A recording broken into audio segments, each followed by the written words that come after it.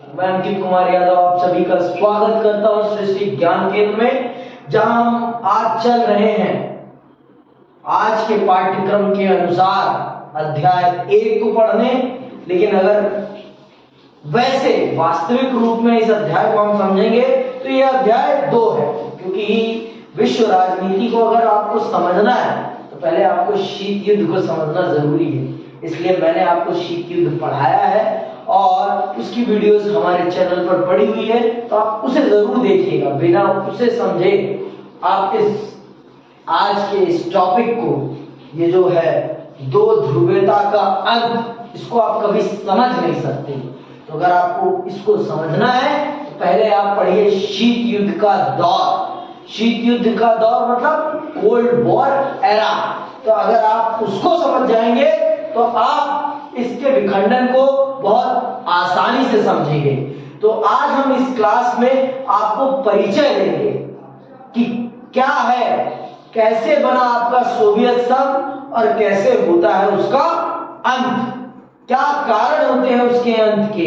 ये सारी चीजें हम आपको आज एक पूरी तरीके से, मतलब जो चीजें मैं आपको चैप्टर में पढ़ाऊंगा उसका मैं आपको एक पूरी की पूरी आपको आज रूपरेखा समझा दूंगा कि क्या, कैसे और कब हुआ, जिसके कारण आपका एक बहुत बड़ा देश या कह लीजिए गणराज्यों का संगठन विखंडित हो जाता है। उसके पीछे क्या कारण होते हैं, उसके पीछे अमेरिका की क्या भूमिका है और दुनिया के अन्य देशों की क्या भूमिका है, ये सारी चीजें मैं आपको समझाऊंगा और किताब के एक शब्द के माध्यम से समझाऊंगा। आप सब जानते हैं कि जब शीत युद्ध प्रारंभ हुआ तो दुनिया दो खेमों में बंट गई। एक खेमा आपका पूंजीवाद और लोकतंत्र का था, तो एक था आपका साम्यवाद और समाजवाद का। आप सब जानते हैं कि सोवियत संघ किस विचारधारा का राष्ट्र है, समाजवाद और साम्यवाद का। यहाँ पर जो शासन प्रणाली थी वो कैसी थी, वो नियंत्रित शासन प्रणाली थी। यहाँ पर नियंत्रित शासन प्रणाली थी। तो इस नियंत्रित शासन प्रणाली में बहुत सारी बंदिशें थी। क्या थी? बहुत सारी बंदिशें। तो अब आप एक तरफ एक और दूसरी विचारधारा वाला देश अमेरिका, वो अपने देश की जनता को उनकी इच्छाओं के अनुसार उनको जीवन जीने का अधिकार प्रदान करता था। वहां बेरोजगारी जरूर थी, लेकिन इंसान आजाद था। वहां इंसान सरकार का गुलाम नहीं था। वहां सरकार का भी चयन इंसान स्वयं करता था। लेकिन आपके सोवियत संघ में ऐसा कुछ भी नहीं था। यहाँ पर बेरोजगारी नहीं थी, सबको एक समान सुविधाएं मिली हुई थी। फिर भी लोगों के मन में असंतोष क्यों पनपा, ये सारी चीजें हम आपको बड़े विस्तार से समझाएंगे। और इसमें शीत युद्ध ने कैसे बड़ी भूमिका निभाई सोवियत संघ के विखंडन में, ये समझना है तो पहले आपको प्रथम चैप्टर को अर्थात कोल्ड वॉर एरा को समझना बहुत जरूरी है। बिना आप उसे समझे इस चैप्टर को समझ ही नहीं सकते। ये बात आप जान लो। तो शीत युद्ध ने किस प्रकार से भूमिका निभाई सोवियत संघ के विखंडन में, ये आप समझेंगे। आप सब जानते हैं कि जो शीत युद्ध का काल होता है उसमें हथियारों की होड़ होती है, हथियार निर्माण की होड़ होती है और नव उदित राष्ट्रों को अपने गुटों में शामिल करने की भी होड़ होती है। जिस कारण से दोनों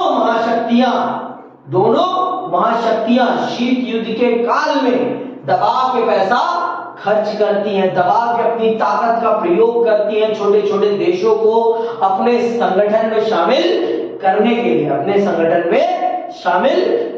के लिए। तो जो पैसा सोवियत एक समाजवादी राष्ट्र था, तो समाज के विकास का दायित्व तो किसके ऊपर था? सरकार के ऊपर था। लेकिन वो सरकार जो पैसा समाज के विकास पे लगाना था उसे, वो सरकार उस पैसे को कहां लगा रही थी? हथियार के निर्माण पर, और अपने गुट के देशों को अपने साथ जोड़े रखने के लिए उन पे पैसा खर्च कर रही थी, जिससे कि वो देश उनके साथ जुड़े रहे। लेकिन वही अमेरिका की सरकार के ऊपर जनता के विकास की जिम्मेदारी नहीं थी। क्यों नहीं थी? क्योंकि अमेरिका की आर्थिक विचारधारा क्या है? अमेरिका की आर्थिक विचारधारा पूंजीवाद है, जिसमें व्यक्ति के विकास की जिम्मेदारी व्यक्ति स्वयं उठाता है। व्यक्ति के विकास की जिम्मेदारी व्यक्ति स्वयं उठाता है, और सरकार उसे सिर्फ मूलभूत ढांचा उपलब्ध कराता है। मूलभूत ढांचा मतलब सड़क, अस्पताल, स्कूल, इंफ्रास्ट्रक्चर प्रोवाइड करना सरकार का काम है। लेकिन आपके विकास, आपका जो विकास है वो आपकी क्षमता के अनुसार होगा। अगर आपके पास 100 रुपए हैं तो आप 100 रुपए के लायक वाले स्कूल में जाएंगे, और अगर आपके पास 1000 है तो आप 1000 वाले स्कूल में जाएंगे, जो कि आज आपको भारत में भी देखने को मिलता है। कुछ बच्चे जाते हैं, कुछ बच्चों को तो सरकारी स्कूल भी नसीब नहीं होता, कुछ बच्चों को जमीन पे बैठना भी नसीब नहीं होता, उनके लिए मिट्टी होती है, उनकी दरी पे बैठते हैं। और कुछ बच्चे ऐसे स्कूलों में पढ़ते हैं जहां गर्मी का आभास तक नहीं होता, जहां गर्मी का आभास तक नहीं होता। तो यही है पूंजीवाद। और इसके कंपैरिजन में समाजवाद बहुत ही अलग था। समाजवाद में सब तरफ से समानता थी, पर एक चीज की छूट नहीं थी, और वो क्या थी? बेफजूल के बोलने की और सरकार के खिलाफ चलने की। आपको वहां आजादी नहीं थी, समानता थी लेकिन आजादी नहीं थी, आजादी नहीं थी। समझ में आई बात? तो ये सबसे बड़ी बात है। और मैंने आपको जैसे बताया, जो पैसा सरकार को विकास पे लगाना था, सरकार उस पैसे को कहां लगा रही थी? हथियारों के निर्माण। जिस कारणवश सोवियत संघ सामाजिक विकास के मामले में अमेरिका से पीछे होता चला जाता है। और जब उसकी सोवियत की जनता को इस बात का आभास होता है कि हमारा देश, हमारा संगठन अमेरिका से पीछे होता चला जा रहा है सामाजिक स्तर पर, राजनीतिक स्तर पर, तो वहां की जनता में उनकी सरकार के प्रति आक्रोश पैदा होना प्रारंभ होता है। मैंने आपको बता दिया है, सोवियत संघ क्या है? सोवियत संघ गणराज्यों का संगठन है। लंबे समय तक इन गणराज्यों को कंट्रोल करने के लिए यूएसएसआर की सेना धावी रहती थी।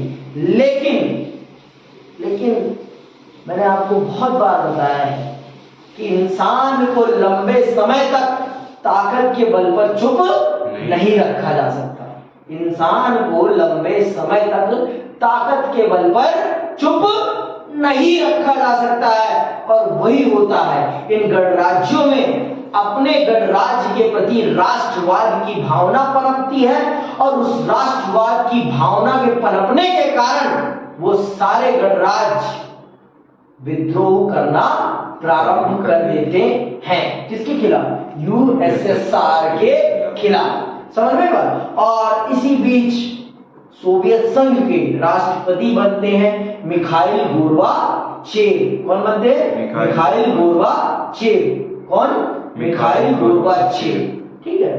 तो वो जब बनते हैं, वो बहुत ही लीनिएंट व्यक्ति होते हैं। वो चाहते हैं कि शीत युद्ध समाप्त हो और दोनों महाशक्तियां एक साथ मिलकर राष्ट्र के विकास के लिए काम करें। दोनों देशों में मैत्रीपूर्ण संबंध हो, जिस कारण से वो लीनिएंट पॉलिसीज अप्लाई करते हैं। और जब ये लीनिएंट पॉलिसीज अप्लाई होती हैं, जनता जो सदियों से भरी पड़ी थी वो फूट पड़ती है। वो संयम नहीं रख पाती, और भैया जिस प्रकार की उनकी एक्सपेक्टेशंस होती है, मिखाइल गोर्बाचेव की नीतियां उतनी तेजी से इंप्लीमेंट नहीं हो पाती, उतनी तेजी मतलब कह सकते हैं आप कि अगर सोवियत संघ की जनता ने थोड़ा धैर्य का प्रदर्शन किया होता तो सोवियत संघ विखंडित नहीं होता, सोवियत संघ विखंडित नहीं होता और आज भी वो दुनिया की अमेरिका के भी कंपैरिजन में ज्यादा बड़ी ताकत बन सकता था। लेकिन कहते हैं जब धैर्य नहीं तो कुछ नहीं बचेगा। तो वही होता है, सोवियत संघ की जनता धैर्य नहीं धरती, मिखाइल गोर्बाचेव की नीतियां विफल हो जाती हैं और फिर आपके सोवियत संघ में जन क्रांति होती है। सोवियत संघ के जो साम्यवादी पार्टी के नेता होते हैं वो मिखाइल गोर्बाचेव को सत्ता से हटा देते हैं और अपने आप को पुनः स्थापित कर लेते। लेकिन एक बार जब जनता को आजादी का स्वाद लग जाता है ना, फिर वो पिंजरे में कैद नहीं होती। वही होता है, फिर जनता कंट्रोल में नहीं आती और आपका सोवियत संघ विखंडित होने लग जाता है। बर्लिन की दीवार गिरा दी जाती है, बर्लिन की दीवार गिरती है, आपके पूर्वी जर्मनी का पश्चिमी जर्मनी से एकीकरण होता है और यहीं से आपके सोवियत संघ के विखंडन का प्रारंभ हो जाता है। तो आइए किताब के माध्यम से भी एक बार समझ लेते हैं कि क्या है सोवियत संघ के ये दो ध्रुवीयता के अंत की कहानी, क्या है दो ध्रुवीयता के अंत की कहानी का परिचय। तो चलिए पढ़ते हैं और जानते हैं। इन्होंने नाम तो धर दिया दो ध्रुवीयता, लेकिन बच्चों को जब पता ही नहीं होगा दो ध्रुवीयता क्या है तो वो क्या समझेंगे। हमारी सरकारें ना थोड़ा कम सोच विचार के काम कर रही हैं आजकल, ढीली पड़ जाती है, ढीली है, मतलब बिना सोचे समझे। बच्चों को दो ध्रुवीयों के बारे में पता ही नहीं है, आप दो ध्रुवीयता पढ़ा रहे हो। पहले जो दो ध्रुवीयता को समझाने वाला चैप्टर शीत युद्ध है उसको रखो, तब जब बच्चा समझ पाएगा ना दो ध्रुवीयता का मतलब दो महाशक्तियां यूएसएसआर और यूएसए। लेकिन आपने तो वो रखा ही नहीं, आपने तो वो रखा ही नहीं है, क्योंकि उसमें तो नेहरू है। नेहरू की बड़ाई हो जाएगी, नेहरू की बड़ाई हो जाएगी तो आज की सरकार की घिसाई हो जाएगी। आज की सरकार से सवाल पूछ लिया जाएगा कि नेहरू के बनाए हुए रिश्तों का प्रयोग कर रहे हो करके आज आप भारत का जो नाम बन रहा है इसमें आपका क्या योगदान है, सवाल करने लग जाएगी। तो मोदी जी इसका जवाब नहीं दे पाएंगे। इसीलिए उन्होंने कहा कि उस सवाल को उठने से पहले ही उसकी जड़ को ही काट दिया जाए।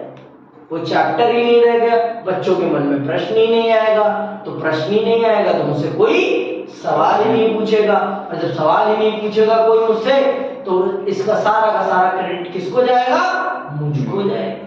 कि भारत के आज जो विदेशी संबंध है दुनिया के साथ इतने बेहतर, उसको बनाने में किसका योगदान है, मोदी जी का योगदान है। समझ में बात, इसे कहते हैं राजनीति। पर ये कौन सी राजनीति है, ये गंदी राजनीति है, ये गंदी राजनीति है, ये अंधभक्ति की राजनीति है। समझ में, अपने फायदे की राजनीति है, राष्ट्रवादी राजनीति नहीं है ये। इसे नहीं कहते राष्ट्रवादिता। समझ में बात। तो चलिए पढ़ते हैं और समझते हैं। शीत युद्ध के सबसे सरगर्म दौर में बर्लिन दीवार खड़ी की गई थी। बर्लिन दीवार खड़ी की गई थी मतलब आपके यूरोप को दो भागों में बांटा गया बर्लिन की दीवार के माध्यम से। बर्लिन जर्मनी में है, जर्मनी को दो भागों में बांट दिया गया, पूर्वी जर्मनी और पश्चिमी जर्मनी। और उसको बांटने का काम कौन सी दीवार ने किया था, बर्लिन के दीवार। और ये बर्लिन की दीवार कब बनाई गई थी, शीत युद्ध के हॉट टाइम पीरियड में, सरगर्म दौर में, मतलब जब शीत युद्ध अपने चरम पर जाता था, ऊंचाइयों पर जाता था। ठीक है, बर्लिन की दीवार खड़ी की गई थी और यह दीवार शीत युद्ध का सबसे बड़ा प्रतीक थी। 1989 में पूर्वी जर्मनी की आम जनता ने इस दीवार को गिरा दिया। इस नाटकीय घटना के बाद और भी नाटकीय तथा ऐतिहासिक घटनाक्रम सामने आया। इसकी परिणति दूसरी दुनिया के पतन और शीत युद्ध की समाप्ति से हुई। इस घटना के 1989 में पूर्वी जर्मनी के लोगों के द्वारा बर्लिन की दीवार का गिराया जाना आपके सोवियत संघ के विखंडन की शुरुआत माना जाता है। पर बर्लिन की दीवार एक दिन में तो नहीं गिरी है ना। बर्लिन की दीवार को गिराने के लिए जो मानसिक ताकत चाहिए थी वो एक दिन में नहीं बनी है। भाई एक दिन में तो आप 12वीं में नहीं आए हो ना। 12वीं में आने में आपको कितना समय लगा है? 11 साल लगे हैं। 11 साल लगे हैं। 11 साल आपने पढ़ाई करी है, तब जाकर आप 12वीं कक्षा में हैं। भारत को आजाद होने में कितने साल लगे हैं? है ना, 150 साल। 150 साल लगे हैं, तब जाकर हमें हमारी आजादी मिली। हमें हमारी आजादी 150 साल के संघर्ष के बाद मिली है। समझ में आई बात? तो बर्लिन की दीवार को तोड़ने के लिए पूर्वी जर्मनी की जनता में वो आत्मविश्वास पैदा होने में भी एक लंबा समय लगा हो, और कुछ कारणों के कारण, जैसे कि मैंने बताया था आपको कि पश्चिम की विकास की रफ्तार बहुत तेज थी, लेकिन पूर्व की बहुत धीरे। सामाजिक विकास की रफ्तार बहुत धीरे थी। जब भाई एक ही घर के इधर वाले खूब विकास कर रहे हैं और इधर, जैसे आज के टाइम पे भारत और पाकिस्तान का ही देख लो। पाकिस्तान में अभी भी सिटी 100 चल रही है, और भारत में देख लो कौन कौन सी गाड़ी है। उनके पास बाइक के नाम पर सिटी 100 है, और हमारे पास बाइक के नाम पर लिस्ट निकाल लो, 200 से कम बाइकें ही नहीं है हमारे देश में। महंगी से महंगी है, सस्ती से सस्ती है। जो हमारे यहाँ पर सबसे सस्ती है ना, वो वहां की सबसे महंगी बाइक है। तो यही अंतर है।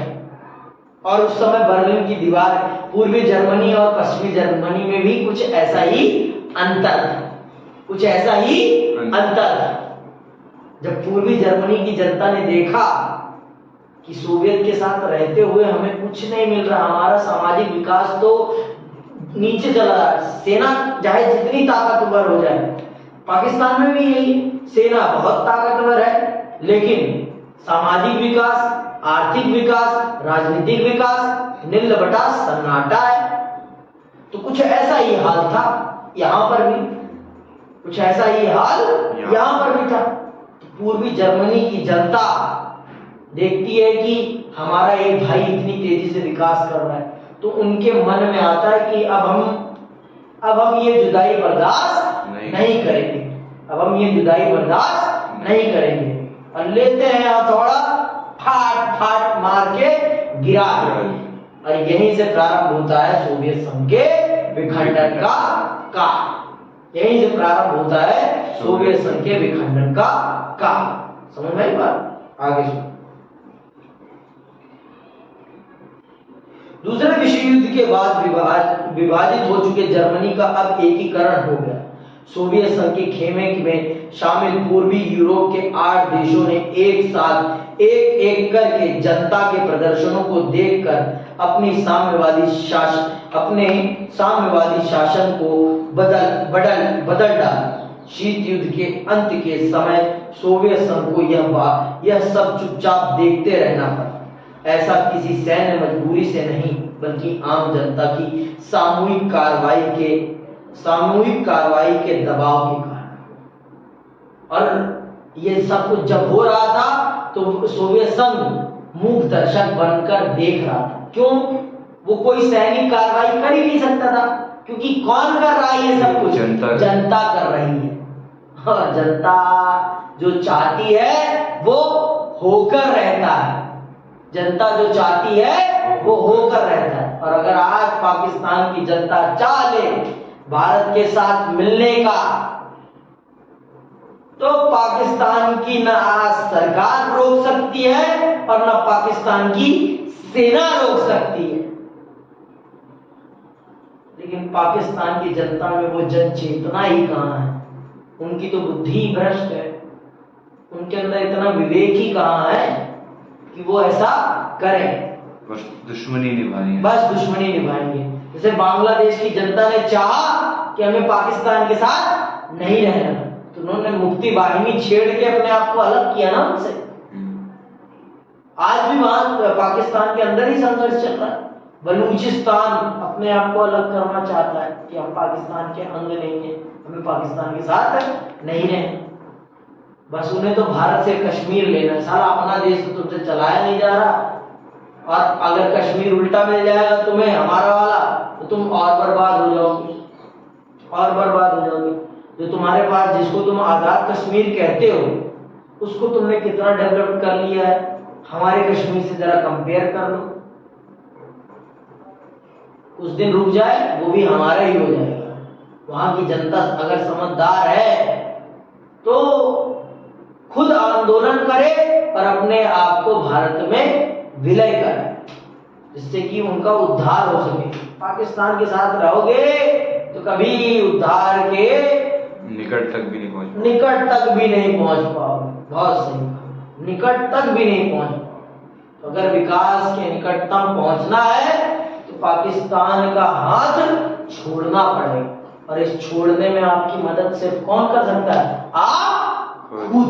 जैसे कि पूर्वी जर्मनी के लोगों ने किया सोवियत संघ से अलग होने के लिए।